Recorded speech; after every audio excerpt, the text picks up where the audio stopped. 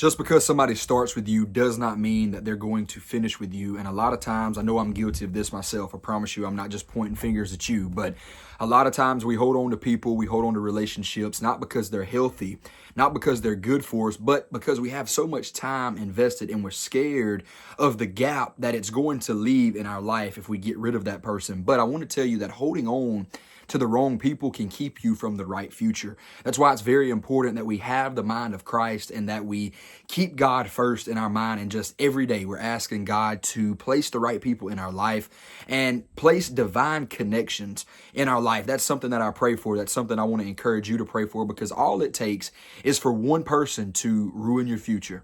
All it takes is for one individual to help you get to that next point, help you get to that next level. I believe, according to the scripture, that God can use many different avenues, many different ways. And I believe personally that he can use people to help get you to where you need to be, from a good standpoint, from a bad standpoint. God uses people. So I want to read something to you today, and I want this to minister to your heart, minister to your spirit. And I want to just tell you, let them go.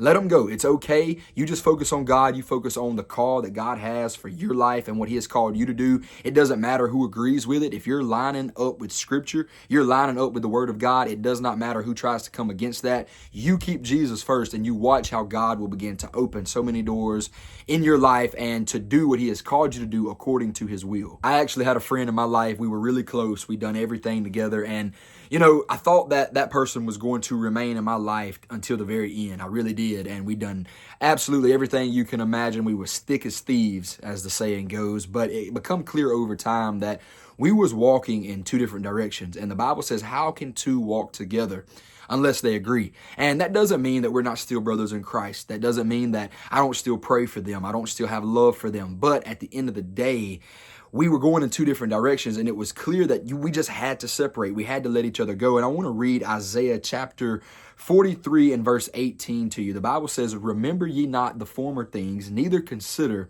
the things of old. Verse 19, behold, I will do a new thing. Now it shall spring forth. Shall you not know it? I will even make a way in the wilderness and rivers in the desert. When you decide that you're going to let that person go, you're going to let that bad relationship go that's hindering you from really being who God's called you to be and doing what God has called you to do, there will be a new thing that begins to spark up in your life. A fresh start in your relationship with Jesus. When you show God, no matter what you have to do, no matter what you have to sacrifice, no matter what you have to lay down, you show God that you're serious. You show God that nothing is more important than your relationship with him.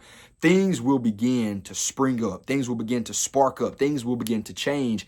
And you will see a shift in your life and in your relationship with God. I know it firsthand. I've seen this, and I'm telling you this from a personal experience. I know a lot of times we see breaking off this relationship or that relationship, friendship, intimate relationship, whatever the case may be. I know a lot of times when we see ourselves ending that or breaking that off, especially when it's been a part of our life for so long, it feels like failure. It looks like we failed. It looks like we've messed up. We've wasted so much time, energy, and effort. But I want to tell you that maybe it's God preparing something new in your life. Maybe it's God getting ready to bring you into something greater, something more, once you get the right people in your life and you get the wrong people out of your life. Because think about it. Why would you ever want God to change your situation, shift your life, shift your situation, when you have people in your life that is going to do nothing but cause you to miss out on what God's telling you, cause you to ignore the voice of God, cause you to stay in your flesh, and continue to pull you away from who God has called you to be? And trust me, I know when you get rid of that connection, when you break that connection off and that relationship off, it's going to feel like you're lonely. It's going to feel like you're all by yourself. But I want to tell you,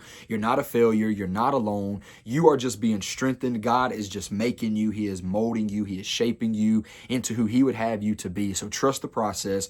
Trust that God has a divine will for your life and a divine way for your life, that he wants things to go. We just have to be obedient. Every single day, I'm lifting up every subscriber and every viewer to this channel. So listen, please keep me in prayer as I keep you in prayer. And I've put together a school group. I have it linked in the video description below. All it is a network of like-minded individuals, like-minded brothers and sisters in Christ who can come together and really help one another, strengthen one another. I have a lot of material, coursework in there to help you in many different areas in your walk and in your relationship with God. We're going to be doing group calls in the future. We're going to be doing one-on-one calls. I just really want to help you every way that I can. So feel free to check that school group out, linked in the video description. I'll see you next time. Be blessed.